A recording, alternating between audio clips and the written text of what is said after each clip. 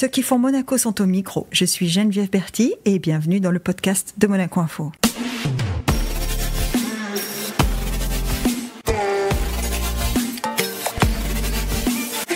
Notre invité du jour est un pompier. C'est en fait le chef du bureau formation, instruction, sport dans le corps des sapeurs-pompiers de Monaco depuis 2018. Il est également athlète de haut niveau, des compétitions de triathlon aux courses d'ultracyclisme. C'est un homme qui se challenge et affronte les défis avec l'humilité propre à son métier. Bonjour, Yann Payen. Bonjour Geneviève. Yann, je disais capitaine, etc. Est-ce que dans la carrière d'un pompier, le sport et la condition physique, parce qu'on a tous cette image d'Épinal dans la tête que le pompier c'est un athlète, parce qu'on l'a vu faire ses tractions, parce que voilà, et donc on se dit un pompier, femme ou homme d'ailleurs, c'est un athlète, oui ou non? Athlète, peut-être que le mot est un petit peu fort. On va dire qu'il a une condition physique qui est supérieure à la moyenne. En plus, tous les jours, on a un créneau pour s'entraîner. Et les missions qui nous sont attribuées, notamment sur feu, même si on n'en fait pas énormément, on peut être amené à faire des prouesses physiques pour aller chercher des victimes, pour établir des lances. En plus, on a du matériel qui est assez lourd à porter. Donc, il est important d'avoir une condition physique adaptée pour effectuer ces missions. Déjà pour remplir notre mission, mais pour éviter de se mettre en danger ou mettre en danger ses camarades. Vous disiez, on a des créneaux tous les jours pour s'entraîner. C'est des créneaux de combien en temps? En temps, en gros, il y a 2 heures le matin, il y a toujours une séance plus libre le soir. Et en fait, au niveau des séances, on alterne entre le foncier, la musculation, la natation, de manière à pouvoir développer certaines facultés comme la force, la coordination, la souplesse. On a de la gymnastique aussi, de manière à... Le but, c'est pas de devenir très bon dans un domaine, mais d'être assez polyvalent. Et il y a une expression qui dit que le pompier doit être tel un chat maigre. Il doit pouvoir se déplacer rapidement, aisément dans toutes les situations. Alors, est-ce que c'est le chef du bureau formation-instruction, il est automatiquement capitaine ou pas? Oui. Enfin, il est officier. Étant donné qu'au niveau du corps des sapeurs-pompiers, tous les chefs de bureau sont officiers. Donc, oui, capitaine, oui. Quand on dit chef de bureau, formation, instruction, sport, alors, je disais, le chef de corps Maxime Hébrard qui était avec nous récemment, parlait de l'importance quasi vitale de la formation et de la mise à niveau régulière du pompier dans sa carrière. Est-ce que c'est...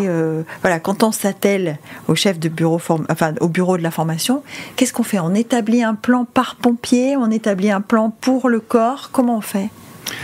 Mais en fait, il y a des fondamentaux que l'on doit travailler quotidiennement. Voilà, donc que ce soit dans les différentes parties de notre métier, que ce soit pour la partie incendie, que ce soit pour la partie secours à personne, avec tout ce que ça engendre, et les spécialités. Le pompier, c'est un secouriste aussi ou pas? Oui, tout à fait. Oui, ça représente d'ailleurs 80% de nos interventions de secours à personne.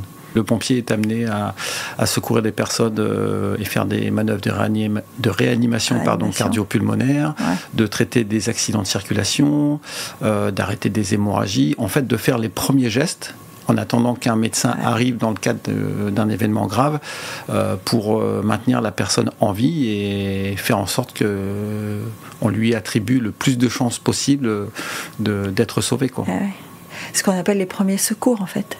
C'est ça, c'est les premiers gestes, les premiers soins qui sont déterminants et le facteur temps d'ailleurs pour nous est un des critères les plus importants parce que parfois une vie peut être sauvée, que ce soit en secours à personne ou même sur feu pour quelques secondes. Formation, instruction, ce sont deux choses différentes? Mais en fait, si vous voulez, il y a toute la partie entraînement. Donc, c'est-à-dire au quotidien, dans tous les métiers spécifiques, toutes les missions qu'on est amené à faire sur intervention. Et après, parce que je vous interromps, parce que tous les pompiers ne font pas la même chose. En fait, ça dépend de leur niveau d'emploi. D'accord.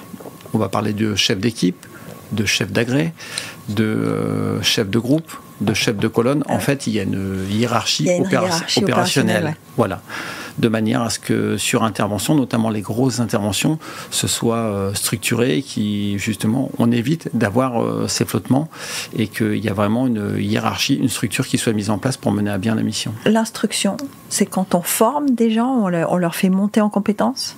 Voilà, il y a la partie entraînement, il y a aussi la partie formation, donc c'est-à-dire que des gens vont pouvoir monter en compétences, soit dans le domaine secours à personne, dans le cadre de l'avancement, un personnel qui, par exemple, est sapeur, qui est équipier, qui va passer chef d'agré ambulance, donc on le forme en interne pour qu'il puisse acquérir ses compétences, et on fait aussi des formations à l'extérieur, notamment avec des partenaires, que ce soit les pompiers de Paris, les marins-pompiers de Marseille, l'école d'application de la sécurité civile, ou l'ENSOSP, où là, nos personnels partent à l'extérieur aussi se former pour acquérir ses compétences, de manière à prendre des nouvelles fonctions.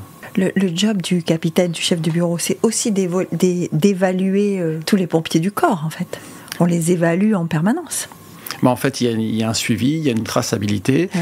Annuellement, il y a des compétences, des cases à cocher pour maintenir ce niveau opérationnel. Donc oui, en effet, on évalue, je ne vais pas dire quotidiennement, mais annuellement, il y a des points de rendez-vous. Régulièrement, en tout cas. Ouais. Voilà. Le fait d'être à la tête de ce bureau, ça vous dispense des opérations ou vous y êtes quand même ? Non, on prend aussi des gardes opérationnels, comme l'ensemble des chefs de bureau, notamment les chefs de colonne. C'est-à-dire qu'on peut être amené à partir sur intervention dans un cadre particulier, des interventions dimensionnantes, où on est susceptible de prendre le commandement des opérations de secours, justement pour organiser au mieux cette intervention. Ça fait quoi dans une journée ? Ça fait 12, 14 heures ? Un peu plus ? En fait, je vais plus vous répondre en termes annuels.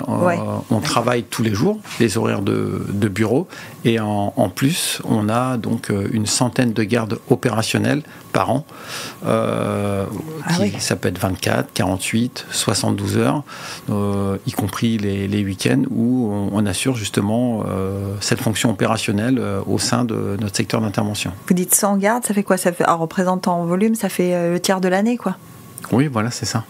Ah oui, quand même. C'est-à-dire on travaille la journée, et par exemple si on prend une garde le week-end, on est de garde vendredi, samedi, dimanche, donc pendant 3 jours, on peut partir en opération. On peut partir en intervention. Et là, il n'y a pas de météo. Ah oui, là c'est pas la question de savoir si... Non, on ne sait pas. Donc, on peut avoir des week-ends calmes, on peut avoir des week-ends où ça bouge, ça dépend. Pour les sapeurs-pompiers de Monaco, est-ce qu'il y a beaucoup d'interventions ou pas ? Oui, quand même, étant donné que sur le dernier bilan fait état de plus de 9000 départs annuels, donc sur les 202 secours, donc il y a quand même une activité opérationnelle qui est assez dense, qui est assez intense. C'est lié, malgré un secteur d'intervention qui est assez petit. Quand je dis est-ce qu'il y a beaucoup, est-ce que ça bouge ou pas, c'est parce que je me disais sur un territoire de 2 km², alors peut-être un tout petit peu plus, parce que vous... Les communes limitrophes. Vous couvrez les communes limitrophes, enfin, ça fait quand même un territoire qui est relativement restreint. Et donc je me disais dans ma tête, est-ce que sur ce territoire restreint, on a un volume ou pas ? Voilà. Et donc vous me confirmez que oui. Oui, il y a beaucoup parce que... Monaco, c'est quand même, je crois, le pays où il y a le plus de densité de population au monde. Donc il y a beaucoup de monde. Il y a énormément de travaux aussi. Lorsqu'on voit le chantier de l'extension mer, il me semble, si je ne dis pas de bêtises, qu'au plus fort de l'activité, il y avait jusqu'à 3000 ouvriers sur site. Donc forcément, il y a une activité qui est très dense. Et qui dit activité dense, dit risque qui est forcément plus accru. Donc les ambulances tournent régulièrement, quoi. Et je ne parle pas des événements festifs. Oui, parce que on l'oublie trop souvent, mais les pompiers sont aussi mobilisés pour tous les événements publics. Oui. Un exemple, évidemment le Grand Prix de Formule 1, mais pas que. Un tir de feu d'artifice, un match de football. Voilà, il y a tous les dispositifs de secours, prévisionnels de secours qui sont en place. Donc, en fait, on est présent sur vraiment tous les événements de la principauté. Comment on trouve le temps quand on a un métier qui demande une disponibilité qui est quand même... Le volume de disponibilité est quand même assez important. Comment on trouve le temps de se lancer dans une aventure sportive ? Parce que décider un jour qu'on va courir, faire une compétition, s'entraîner pour cette compétition et sur une discipline comme le triathlon, puisque au départ c'est le triathlon, ça demande beaucoup de temps ou pas? Oui, c'est l'équivalent pour le triathlon de 12-13 heures par semaine. 13 heures par semaine, ça commence à faire beaucoup. Ouais. Ça commence à faire beaucoup, ça fait que généralement la journée, on va dire régulièrement, commence assez tôt. Il m'arrive de courir, la semaine dernière par exemple, je suis parti à 5h30 pour monter la tête de chien, faire une sortie d'1h15 en courant, pour... ne serait-ce que voir le lever du soleil de la tête de chien. On essaye de joindre l'utile à l'agréable. Alors quand vous dites monter, là, pour ceux qui nous écoutent, donc vous partez de la caserne qui est sur le port, et vous allez à la tête de chien en courant. En courant, voilà. Voilà, donc pour leur donner une idée, quand vous dites l'entraînement du matin, pour leur donner une idée de ce que c'est quand même, hein. L'aller-retour en 1h15. Oui, voilà, en fait... en repassant par la Turbie, puis en reprenant un chemin annexe pour revenir. Donc, en fait, si vous voulez, le temps, quelque part, personne ne l'a. Voilà, le temps, on l'a jamais. Mais si on ne le prend pas, on ne l'aura jamais. Il faut le trouver, c'est ça que vous dites. Il faut le trouver. Donc, c'est clair qu'il est beaucoup plus facile de rester 1h et demie au lit. De plus. Ou le midi, d'aller se poser ou de manger au restaurant. Le midi, ça peut être un gâteau de riz et puis aller faire une séance. Et le soir, parfois, les séances sont poussées. Je pars généralement du bureau, il est 18h30, 19h. Ça dépend des moments, quoi. En fait, tout dépend de ce que j'ai à faire ou comment je m'organise. Mais parfois, je m'entraîne jusqu'à 21h, 21h30. Et j'avoue que derrière, il faut aussi un contexte familial qui s'y prête. C'est la question que j'allais poser. C'est qu'il y a le métier, mais il y a aussi la famille. Et déjà, on vit avec l'image en tête que pour un pompier, la vie de famille, c'est quand même difficile, puisque avec un volume pareil d'intervention, d'astreinte, de disponibilité, c'est quand même compliqué. Mais alors, si en plus on y ajoute un entraînement comme ça, donc vous dites 13 heures par semaine. Mais à 13 heures, c'est vrai qu'après les week-ends, quand je suis repos, c'est vrai qu'il y a beaucoup d'heures. La semaine, forcément, ça reste limité via le travail. Il y a au moins 2 heures par jour, le matin. On va dire 1 heure par jour, et après il y a vraiment des gros volumes le week-end lorsque je ne travaille pas. Généralement on travaille un week-end sur 3 approximativement. Quand vous dites gros volume le week-end, quand je travaille pas, ça fait quoi? Ça peut être 10 heures sur le week-end. Eh oui. Non, mais ça se fait. Hein. Non, ça se fait. Mais ce que je comprends, c'est que, parce que là on va entrer dans le vif du sujet, pour s'entraîner, c'est pas uniquement de la performance sportive, il y a aussi un rythme de vie qu'il faut avoir, il y a une certaine hygiène de vie qu'il faut avoir. Voilà. J'imagine que dans un week-end, quand on fait 10 heures d'entraînement, on fait pas un dîner et une sortie avec des amis jusqu'à 3 heures du matin. Enfin, j'imagine. Pas jusque 3 heures du matin, mais par contre je suis assez épicurien, donc j'ai quand même un cercle d'amis et j'aime bien de temps en temps se retrouver. Bon, bien sûr, je bois très peu d'alcool, mais à discrétion. Voilà, j'aime bien prendre une bière, accompagner les dîners avec du vin, de la bonne charcuterie. Voilà, je ne suis pas non plus dans l'extrême à avoir une vie d'ascète. Voilà, je pense que la vie aussi nous offre des bonnes choses et il faut savoir profiter de tout. Et comme je dis souvent, il faut être sérieux sans se prendre au sérieux. Ça c'est vrai. Mais le triathlon, pour vous Yann, est-ce que c'est un choix de toujours? Vous avez commencé par le triathlon? Non, du tout. Déjà, j'ai fait du sport depuis de toute enfance. C'est lié un peu à mon éducation. Mon papa était pompier de Paris pendant 15 ans, donc j'ai été toujours entraîné dans ce milieu, dans ce domaine. Pompiers de Paris vivent dans quelle caserne? C'est réparti dans Paris? Ou il y a un seul endroit? Vous avez Paris, il y a en gros 78 centres de secours. Il y a Paris plus l'approche banlieue. Donc mon papa a fait 15 ans. Bon, j'ai été un petit peu élevé dans ce milieu, même si j'ai toujours habité dans l'Aisne à l'époque. On n'était pas logé en région parisienne. Et ensuite, faut dire ce qui est, hein, quand on était plus jeune, il n'y avait pas de téléphone, il n'y avait pas de réseaux sociaux, il n'y avait rien d'autre. Donc quand vous habitez dans un petit village, mis à part prendre votre vélo, aller rouler, taper dans un ballon ou courir... il n'y a pas énormément de distractions. Voilà. Oui. D'ailleurs, on le voit, hein, la condition physique des enfants actuellement est bien en deçà de ce qu'elle était il y a 20 ou 30 ans. Quoi. Ouais. Ah oui, ça c'est sûr. Vous le remarquez sur les recrues qui vous rejoignent? Est-ce que la condition physique est différente aussi, ou c'est des gens qui ont déjà corrigé ce gap-là? Étant donné que beaucoup de nos recrues ont déjà servi avant au sein ils sont en condition. Des marins-pompiers de Marseille ou des pompiers de Paris, forcément ils ont déjà une condition minimum. Donc sur ce côté, on n'a pas trop de soucis. Mais je le vois ne serait-ce que sur mes propres enfants, au niveau de la condition physique. Et ayant des connaissances... Ils viennent pas rouler avec papa. Mon fils a roulé un petit peu, il fait un petit peu de footing, mais non, il n'y a que ma petite qui est licenciée à l'ASM en athlétisme, qui prend je ne vais pas dire le relais, mais qui est vraiment passionnée par le sport. Ouais. Qui est mordu. Ouais.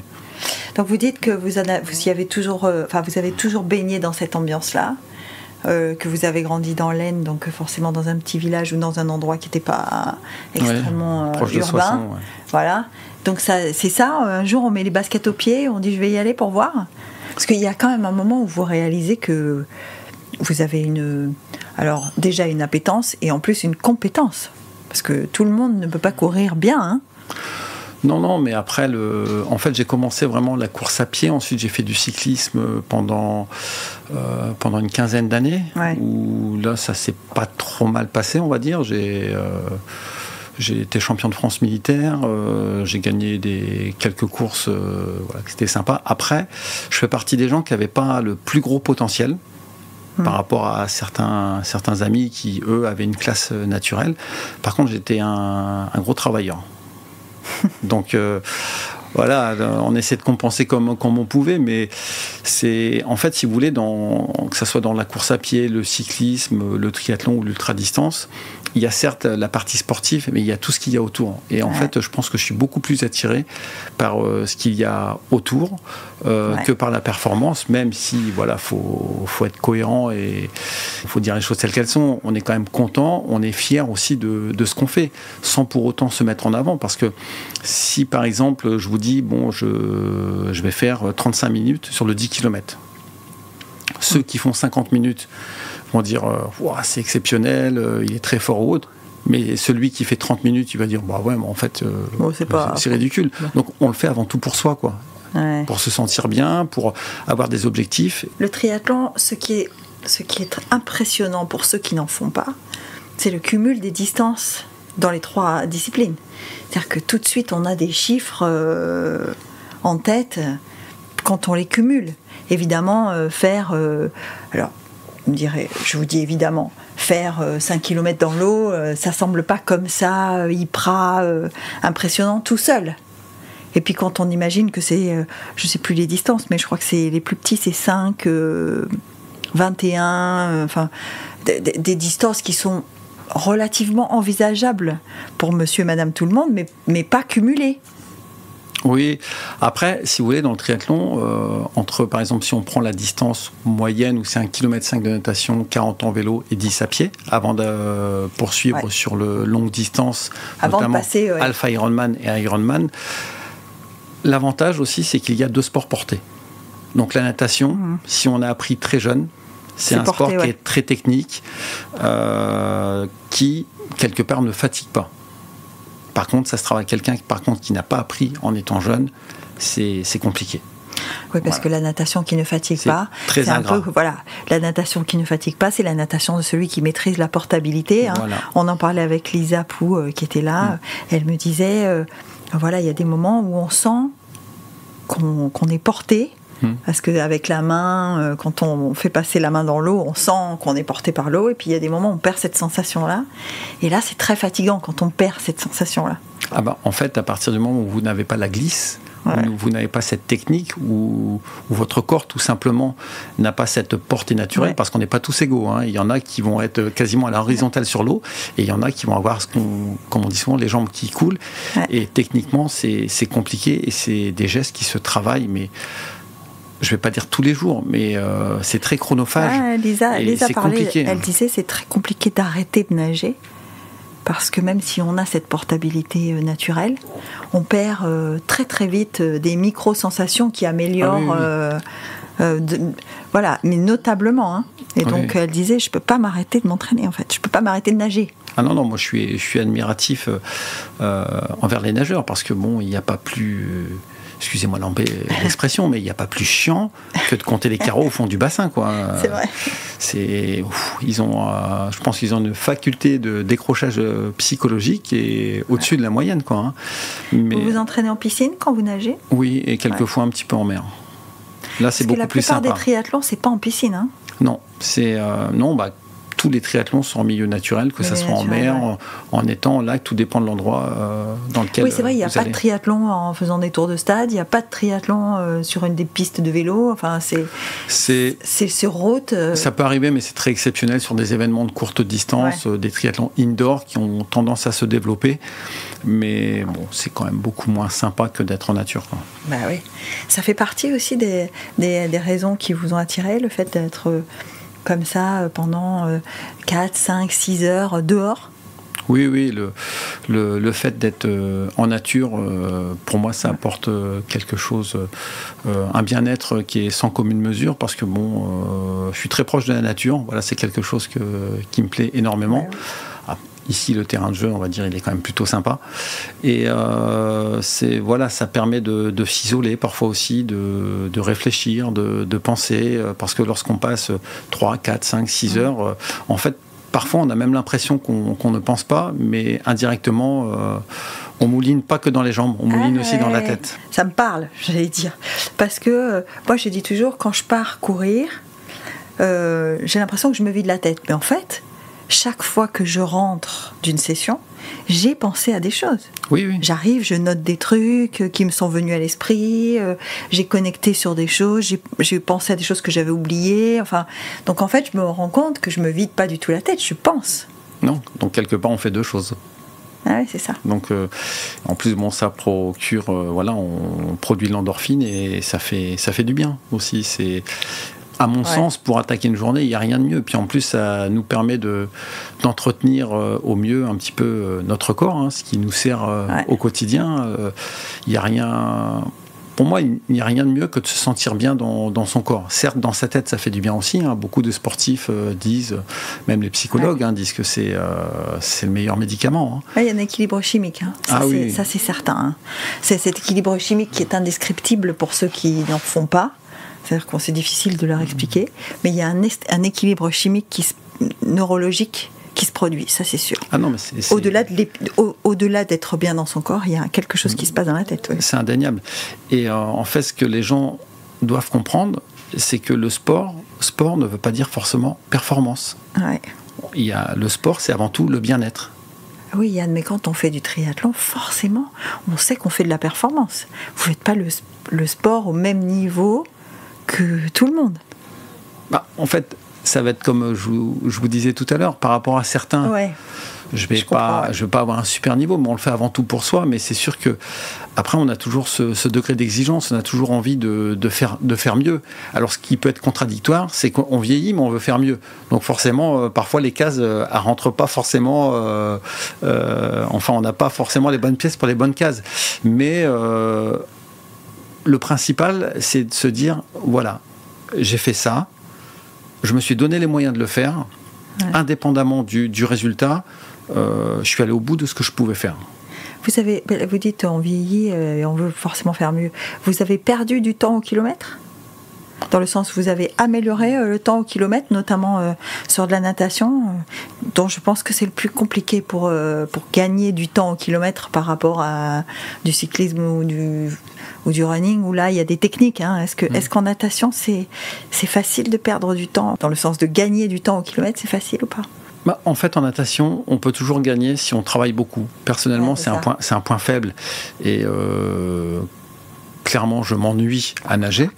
Eh oui, c'est ça. Et en fait... Parce qu'on est moins spectateur du monde qui nous entoure quand on nage. Hein. C'est exactement ça. Et en fait, la natation, le but, quelque part, c'est pas d'avoir le meilleur chrono, mais c'est de sortir le moins fatigué possible. C'est de le faire. Quoi. Pour pouvoir enchaîner justement derrière le vélo et la course à pied. On va gagner beaucoup plus de temps sur Ironman lors du marathon. Enfin, disons qu'on va moins en perdre.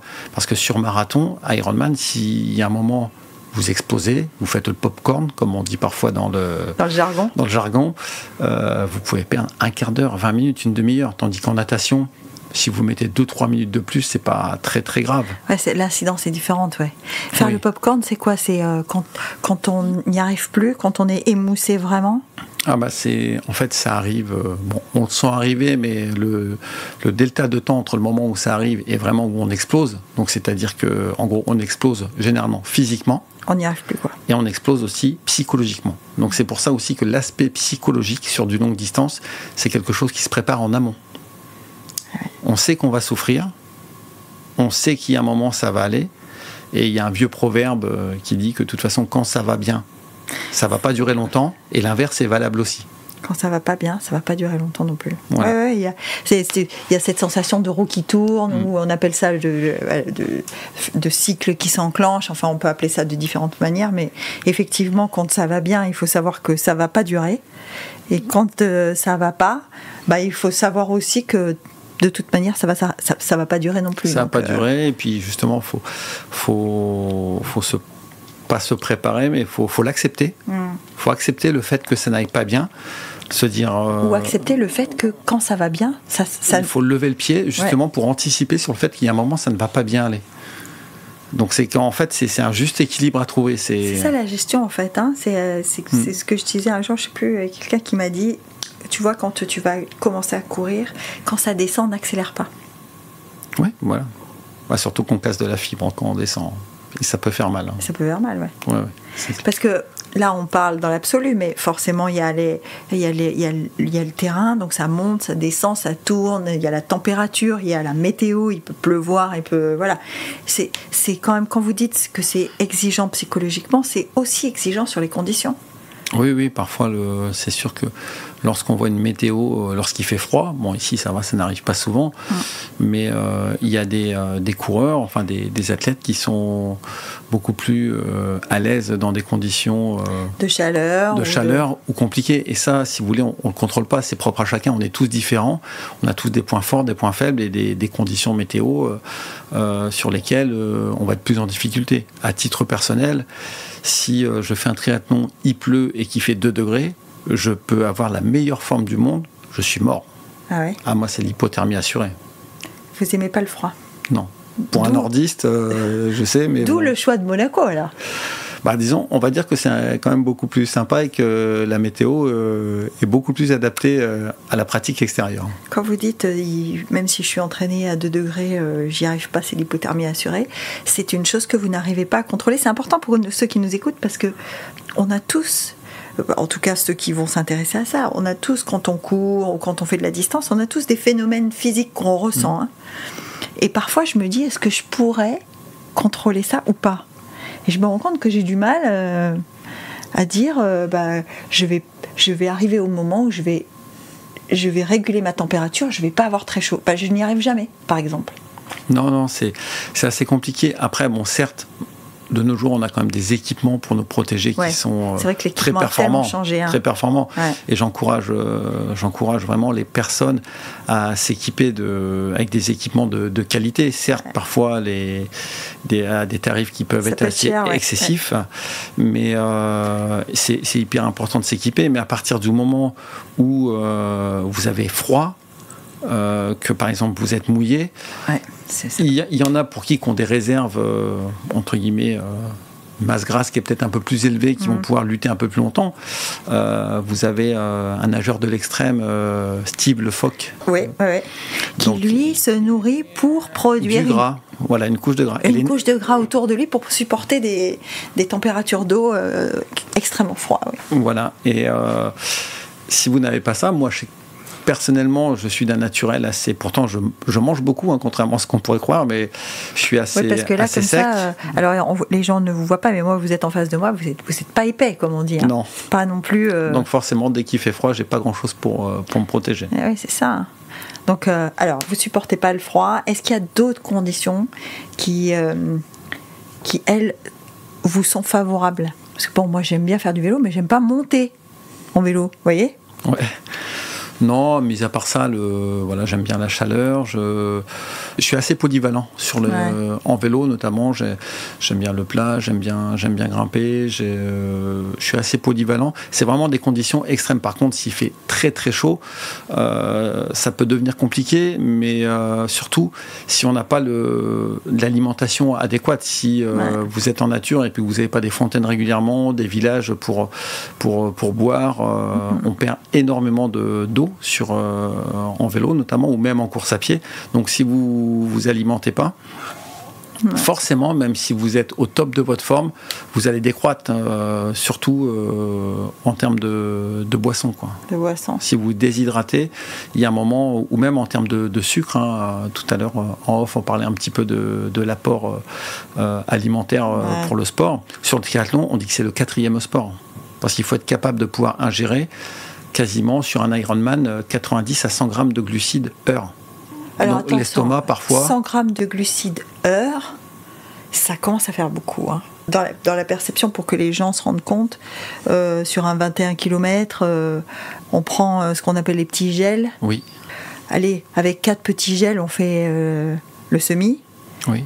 Et il y en a, à la fin de la course, sont dans un état compliqué parce qu'ils ne sont pas arrivés à le digérer correctement. Hein. Non, bon, en fait, parfois, vous avez le corps, l'estomac, qui rejette. Qui dit, en fait, t'es bien gentil avec tes gels, mais non. Donc, vous avez l'estomac qui se met en ischémie, qui se ferme.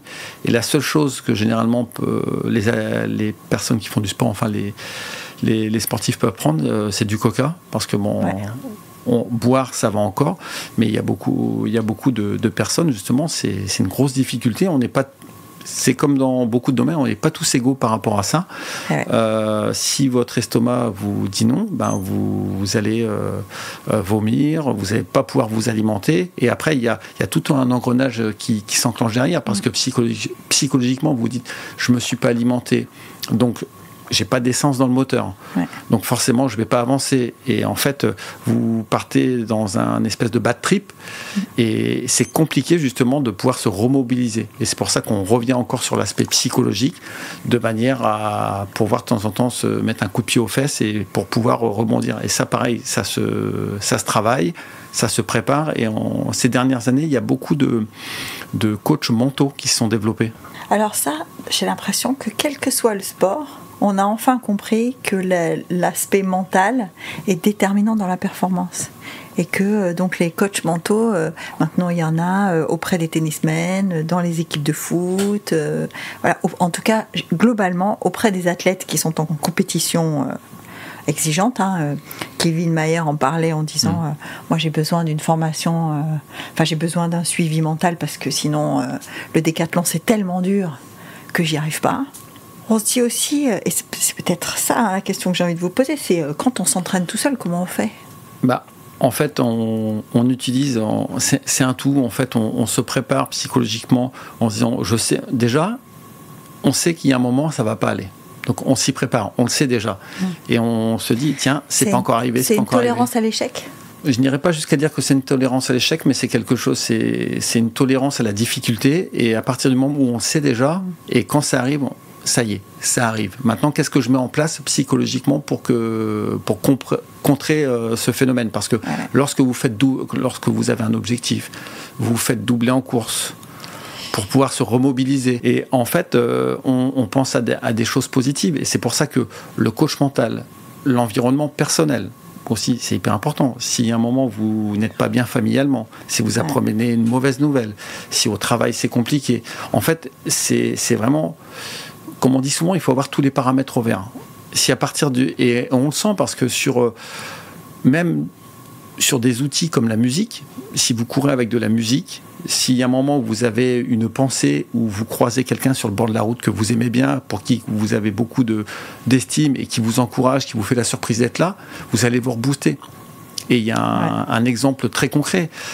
Sur marathon, si on prend un marathon sec, il y a beaucoup de personnes qui vont, on dit le mur du 30e, qui est dans 90% des cas lié à une mauvaise alimentation. Ouais. Mais les gens, c'est très dur. Et comme par hasard, le dernier kilomètre, ils retrouvent des ailes. Et ils se retrouvent à courir à des allures, parce que psychologiquement, voilà, c'est la finish line, c'est l'arrivée. C'est l'arrivée, ouais. Et en fait, c'est pour ça que c'est des choses, voilà, qu'on doit mettre en place, et c'est hyper important, notamment sur le longue distance. Sur de courtes distances, vous n'avez pas le temps de, quelque part, de vous apitoyer sur votre sort ou de connaître ces phénomènes. Par contre, sur le longue distance, il est clair qu'il faut que vous puissiez mettre des choses en place, et ça devient très personnel, soit par rapport à un coach mental, soit vous le faites personnellement parce que vous êtes entre guillemets assez solide, même si les athlètes les plus solides ont aussi leurs failles. Moi j'ai des connaissances personnelles d'athlètes de très haut niveau qui ont été obligés de voir des psychologues, voire des psychiatres sportifs. Parce qu'il y a beaucoup de paramètres aussi, et là, moi personnellement ça ne me concerne pas, mais sur le haut niveau, il y a quelque chose qui est très toxique, c'est les réseaux sociaux. Surtout quand ce sont les athlètes qui gèrent leur propre réseau. Ouais, ça contrarie. C'est ça que vous dites. Enfin, ça influe sur le mental. Ça influe parce qu'en fait, autant les réseaux, c'est très très bien pour promouvoir le sport, pour promouvoir des sponsors, pour communiquer avec une certaine communauté aussi, des gens qui dans 80% sont assez sympas et bienveillants envers vous. Ça me concerne pas. Quelqu'un qui a 50 ans qui fait du sport, ça intéresse pas grand monde. Mais je parle vraiment pour des athlètes que je connais qui sont au niveau national ou international. Mais à côté de ça, la petite phrase qui va arriver, quelque part, on le sent, et si vous voulez, vous le sentez, c'est une sensation, et ça va vous contrarier. Et ça fait que forcément, ça, plus ça, plus ça, on s'aperçoit que il peut y avoir une contre-performance derrière, c'est difficile. C'est pour ça qu'il y en a beaucoup aussi qui coupent, même si quelque part ça fait partie du paysage du sportif maintenant. Il y a énormément de sportifs là qui préparent les Jeux Olympiques, qu'on ne voit plus depuis quelques mois, qui sont beaucoup plus absents parce qu'ils se concentrent vraiment sur leur objectif. Parce que dans ce que j'entends, le réglage n'est pas que physique. Il y a un réglage, ce que vous disiez tout à l'heure, c'est un tout. Il y a un réglage alimentaire, un réglage psychologique, un réglage mental, un réglage familial, en tout cas un réglage de vie quotidienne. Si c'est pas la famille, pour ceux qui n'en ont pas, c'est un couple, c'est un groupe d'amis, c'est un réglage quotidien, et par-dessus ça, il y a le réglage physique. C'est ça, mais c'est pour ça que généralement, lorsqu'on réussit une compétition, on prend l'expression, à la fin on dit aujourd'hui c'était vraiment top parce que toutes les planètes étaient alignées. Voilà. Mais si vous avez une planète qui n'est pas forcément alignée, alors soit vous avez la faculté de la réaligner ou de faire abstraction de cette planète, ce qui est compliqué. Moi je sais que personnellement j'ai besoin que les planètes soient le plus alignées possible, ou soit forcément ça a un impact sur votre performance, quoi.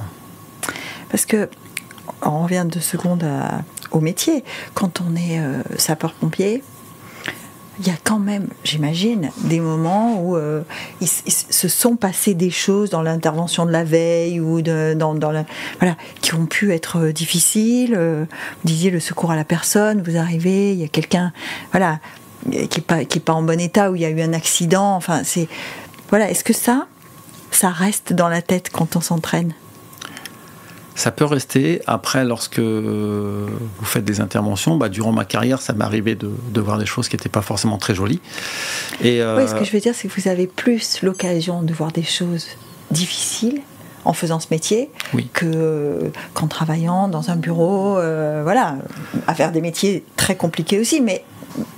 Oui, bien sûr, il n'y a pas de sous-métier, il faut tout pour faire un monde. C'est pas mieux ou moins bien, c'est juste, il y a plus de probabilités. On est plus exposé. Vous êtes plus exposé. On est confronté à certaines situations, et quelque part, ces situations nous font relativiser, nous dire... c'est dans le sens, on m'a déjà dit, il n'y a pas longtemps, mais comment tu vas faire le jour où tu seras blessé, tu ne pourras plus faire de sport. Tu vas tomber en dépression, quoi. Tu seras vraiment pas bien. Et j'ai répondu, mais non, justement, je me dirais, j'ai bien fait d'en avoir autant profité, je suis content de ce que j'ai fait. Si un jour il m'arrive quelque chose, j'aurais eu cette chance de pouvoir avoir vécu, d'avoir pu faire tout ce que j'ai pu faire, quoi. Et en fait, par rapport aux situations j'ai pu vivre en opération durant ma carrière, où franchement, parfois, c'était vraiment dramatique, quoi. On se dit, quelque part, on a de la chance. Moi, j'ai mes enfants, ils sont en bonne santé, tout va bien, j'ai jamais eu de problème avec eux, j'ai encore mes parents. Enfin voilà, il ne faut pas être plus royaliste que le roi. Il faut se contenter des choses simples et belles qui nous arrivent. Et surtout en profiter à l'instant T, parce que demain, on ne sait pas de quoi sera fait.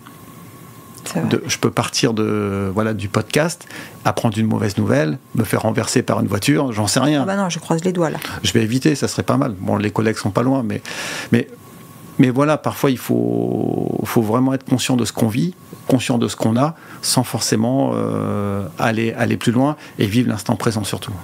Enfin, vivre l'instant présent, là, j'ai parcouru mes notes et je me rends compte que vous êtes qualifié 3 fois pour les championnats du monde à Hawaï quand même. Oui.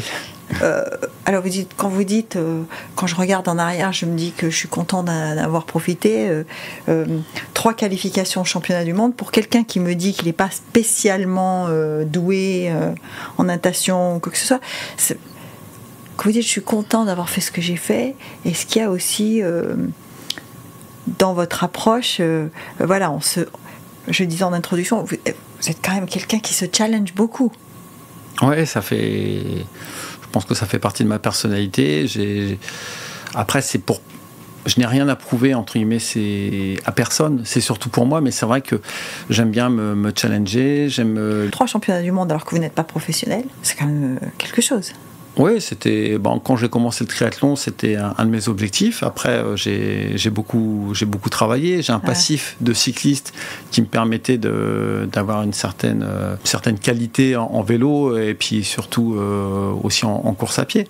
Mais une fois que je l'ai fait, j'ai vécu le moment. Sur les 3 fois, j'ai pu emmener aussi toute la famille pour justement vivre un moment familial sur Hawaï. Donc c'est des souvenirs, y compris et surtout entre guillemets pour les enfants, quoi. Hawaï, c'est un vrai terrain de jeu pour les triathlètes? Alors, au risque de décevoir, la plus grosse récompense, c'est de se qualifier. Parce que la course proprement dite à Hawaï, non, c'est nul. C'est nul. À part la natation où vous nagez, vous voyez des tortues, des poissons, vous êtes dans le Pacifique, c'est magnifique.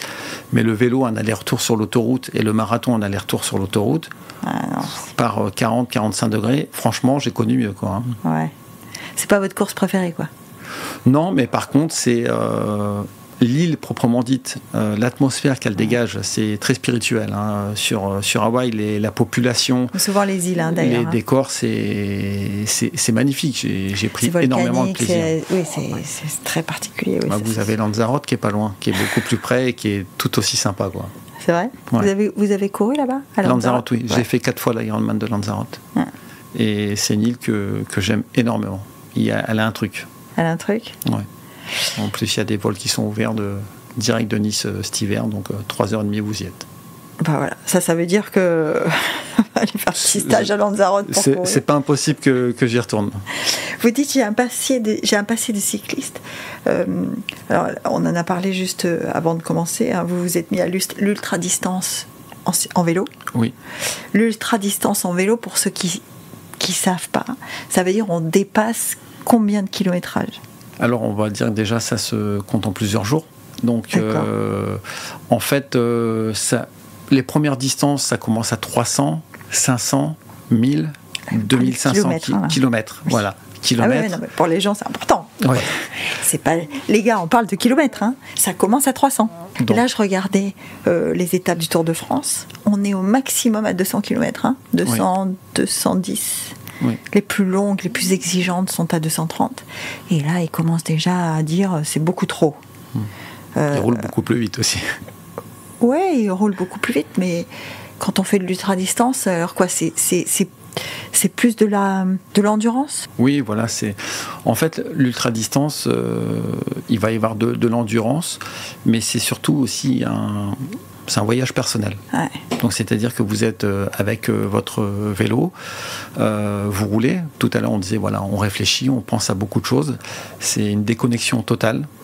Ça vous permet de... C'est très solitaire quand même. Oui, mais en fait, il y a différentes phases parce que sur des courses ultra-distance, parfois vous roulez avec d'autres ultras et parfois vous êtes tout seul. Ouais. Mais parfois, ces moments font du bien parce que On croise énormément de monde, on a une vie à 100 à l'heure, et parfois, ne serait-ce que d'appuyer quelques jours sur le bouton pause, ça permet de faire un bilan, ça permet de faire le point, de se recentrer aussi parfois sur soi-même. Tout à l'heure, vous disiez, voilà, quand je cours, ça permet de réfléchir autre. Là, on réfléchit, mais à puissance 10, parce qu'on réfléchit sur plusieurs jours, et ça permet aussi de voir jusqu'où on peut aller et de déverrouiller aussi certains facteurs psychologiques, quoi. C'est un test personnel. Ouais. Encore un challenge. Ouais. Vous dites que ça commence à 300. Alors 300 en quoi? En 2 jours? En 3 jours? En fait, il y a un temps limite en fonction de la difficulté du parcours. D'accord. C'est sûr que si vous avez 300 km en montagne, ça sera un petit peu plus long que 300 km de plat pays. Mais en gros, les gens vont mettre 12 heures, 15 heures. En fait, tout dépend. Tout dépend de la condition physique des gens, de comment ils vont le vivre. Il y en a qui vont faire un peu plus de pauses. En fait, c'est vraiment très personnel. C'est une compétition, certes, où on est plusieurs, mais c'est un challenge individuel avant tout, quoi. Oui, et puis ce dont je me rends compte, c'est qu'il n'y a pas de standard, en fait. Hein. C'est chacun réagit selon son corps, selon son mental. Voilà. C'est difficile de comparer et de dire, toi, tu l'as fait comment? Enfin, c'est pas vraiment. On n'est pas tous égaux. Vous l'avez dit plusieurs fois. On n'est pas tous égaux. Est-ce qu'on se prépare psychologiquement à avoir des limites? On essaye. On essaye, mais c'est souvent au pied du mur qu'on voit mieux le mur. Ah ben ça c'est un de mes leitmotifs dans la vie. Donc, en fait, on pense savoir, mais en fait, on ne sait pas grand-chose. Quand vous partez, vous vous dites, bon, moi, jusqu'à temps, ça va aller, après, ça risque de coincer. Vous le dites, ou pas? On essaye d'établir un plan, mais en fait, le plan, c'est qu'il n'y a pas de plan. Il n'y a pas de plan, ouais. Et alors ça, psychologiquement, c'est dur, quand il n'y a pas de plan. Mais le problème, c'est qu'on n'a pas le choix. C'est là qu'on s'aperçoit qu'on est très petit et qu'il faut qu'on s'adapte en permanence. Et justement, c'est avec ces courses d'ultra-distance qu'on se dit que, l'être humain, enfin le corps, c'est quand même une belle machine et qu'on est quand même pas trop mal fait. Ouais. Et que 2, psychologiquement, quelle que soit la situation, il y a un moment, même si on se pose et qu'on est en difficulté, il y a une petite lumière qui va s'allumer, qui dit de toute façon, il faut que je trouve une solution. Oui, on a des ressources. Il faut que je passe au-dessus. Et en fait, c'est en vivant ces moments que parfois on est surpris par ces réactions, de la manière de la gérer, que ça soit bien ou moins bien, mais c'est surtout le contre-coup. Donc c'est-à-dire quand vous avez fini, vous repensez à tout ce que vous avez fait, à toutes vos pensées, à toutes vos difficultés, et je pense qu'on sort vraiment grandi de ces événements, quoi. Bon, on sort grandi, certainement qu'on sort... alors il faut se méfier du phénomène endorphine, hein, mais on sort satisfait d'avoir relevé un défi qu'on estimait élevé. Hein, je pense que quand on fait l'ultra-distance, c'est un défi de taille. Oui, ça reste un gros défi pour, je ne vais pas dire le commun des mortels, parce que ça sera un petit peu prétentieux de dire ça, mais c'est une satisfaction personnelle, se dire c'est quand même bien, mais c'est plus les gens autour de vous qui parfois vous prennent pour un extraterrestre. Et alors moi je leur dis souvent, mais non, vous savez, c'est vrai, c'est vraiment un beau voyage, c'est très personnel. Moi j'ai croisé des gens qui n'avaient pas la plus grande des conditions physiques, mais par contre qui avaient un mental dingue, hors norme, et le chrono ne comptait pas, si vous voulez, le classement ne comptait pas. C'était surtout, ils allaient chercher autre chose. Ils voulaient le faire, quoi. Voilà, ils voulaient le faire, et ils voulaient déverrouiller certains cliquets psychologiques, ils voulaient voir de quoi ils étaient capables. Parfois, peut-être des gens qui n'avaient pas confiance en eux et qui se disent bon j'y vais, et puis ils ressortent de cette aventure, ils se disent mais en fin de compte, je suis pas un as, quoi. J'ai réussi à faire ça. Et quelque part, ça va les aider dans leur vie de tous les jours, que ça soit dans leur vie personnelle, que ça soit dans leur travail, que ça soit dans leur futur défi sportif. Et justement, les gens vont chercher justement cette faculté à pouvoir se surpasser, à pouvoir se voir différemment et se challenger, quoi. C'est un atout de confiance en soi, quand même. Oui, ça y participe pleinement. Hein. Alors là, au mois de juin, vous avez fait Race Across France. Oui. Hein, alors là, de la ultra distance, parce qu'on est sur 2500 km. Oui. Quand vous terminez, alors vous le faites, et vous courez, alors j'imagine pas tout seul, parce que là c'est une vraie course avec du monde autour, c'est pas un parcours initiatique. Vous le faites, et quand vous le terminez, vous le faites aussi au profit d'une association, vous le faites pour Special Olympics. Oui. Quand vous terminez, c'est quoi votre première pensée ? Vous arrivez au bout des 2500 km, quelle est votre première pensée ? En fait, quand j'arrive, je n'y pense pas, quoi. Enfin, je sais pas trop quoi penser quand je passe la ligne. Déjà, j'ai les athlètes de Special Olympics. Pardon, je vous coupe, mais matériellement, pour ceux qui ne connaissent pas, matériellement, la ligne d'arrivée de Race Across France, elle existe. Oui, elle existe. Est matérialisée. C'est un Mandelieu. Il y a un petit arche d'arrivée, on nous attend. C'est ça. Il y a quelques personnes. Moi, j'ai eu la chance d'avoir justement les athlètes de Special Olympics qui m'ont attendu à 22h le vendredi soir. C'était vraiment très, très sympa. Ça m'a fait énormément plaisir. Touchant, oui. Oui. Et après, en fait, à partir du moment où ça se termine, vous mangez, vous discutez un petit peu, vous êtes un petit peu encore dans l'euphorie, mais c'est surtout la semaine d'après. Vous avez un contre-coup. Parce que vous prenez conscience. Ouais, voilà, c'est ça. On prend conscience, et puis j'ai vécu aussi des choses exceptionnelles, parce que cette course, si vous voulez, moi, le but dans un premier temps, c'était de venir pour apprendre.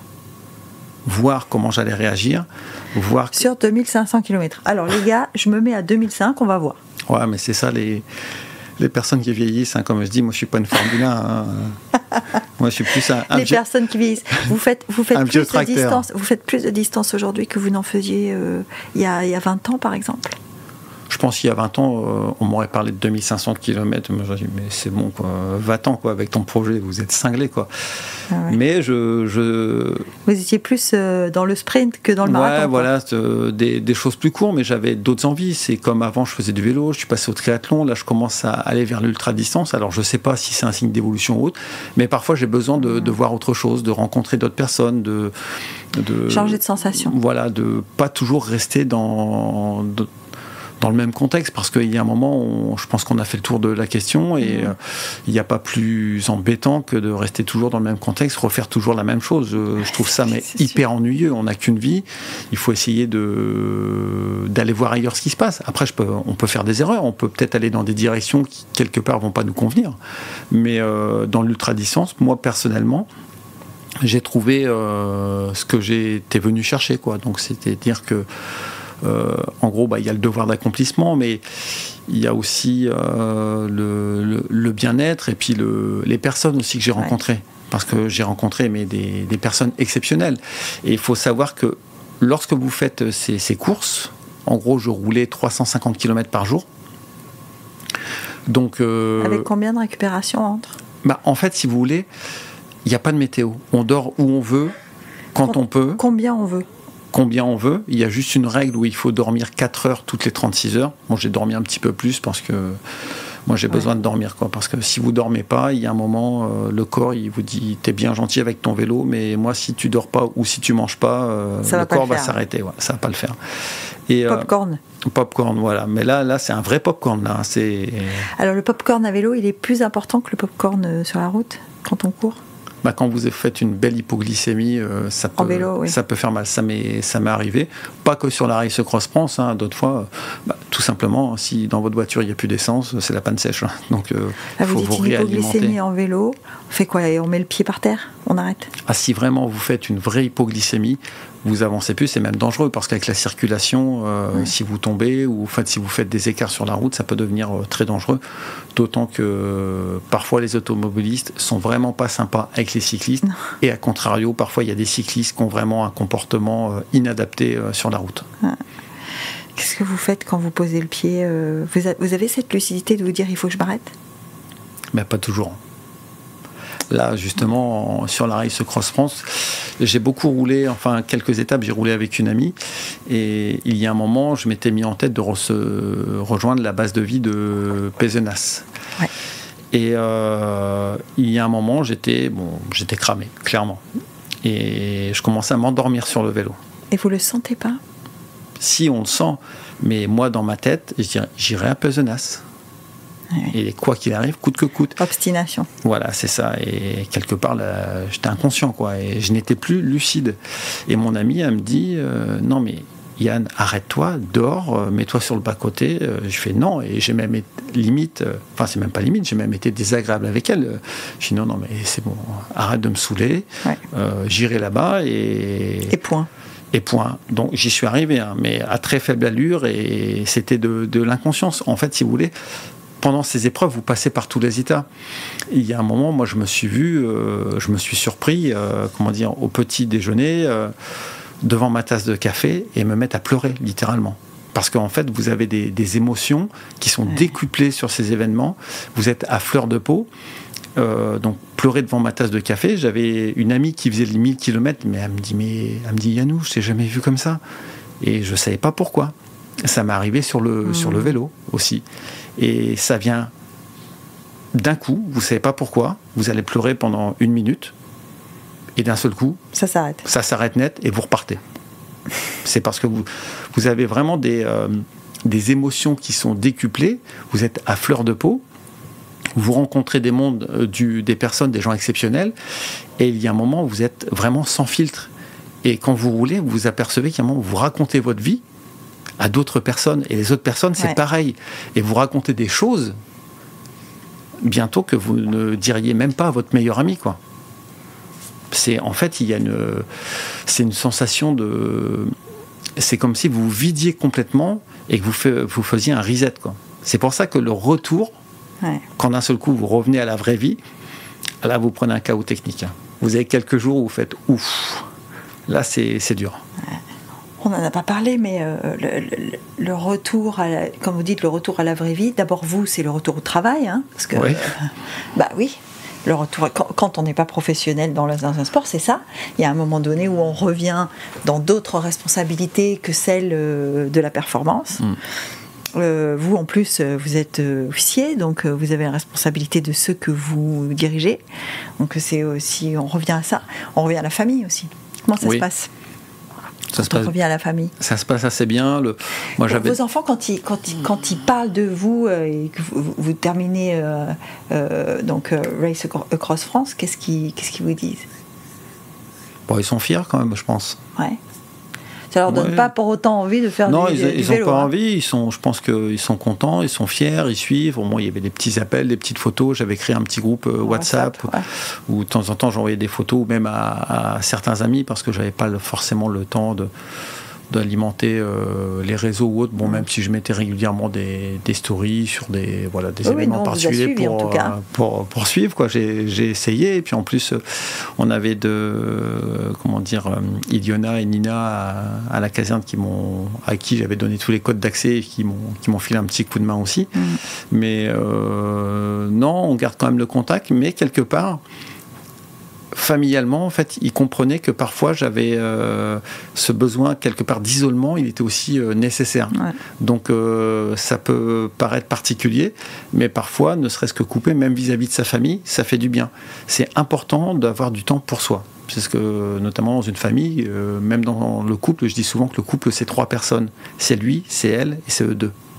Donc il est hyper important parfois de s'isoler, de se couper, ce qui ne veut pas dire qu'en gros on va tout couper, quoi, mais personnellement je pense que c'est un besoin, et parfois ça permet aussi à l'autre, ça lui fait aussi du bien, hein, de ne pas avoir son mari dans les pattes, hein, je pense, hein.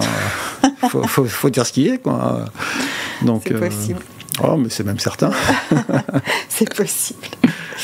Maintenant que vous avez fait les 2500 km, c'est quoi le prochain challenge ? Qu'est-ce qu'on peut vous souhaiter ? Alors, vu que j'étais venu pour apprendre, j'ai beaucoup appris. C'est une aventure que j'ai trouvée exceptionnelle. Je pense que l'année prochaine, je vais recommencer. Ah, vous le refaites ? Ah ouais. Si la santé... Juin 25.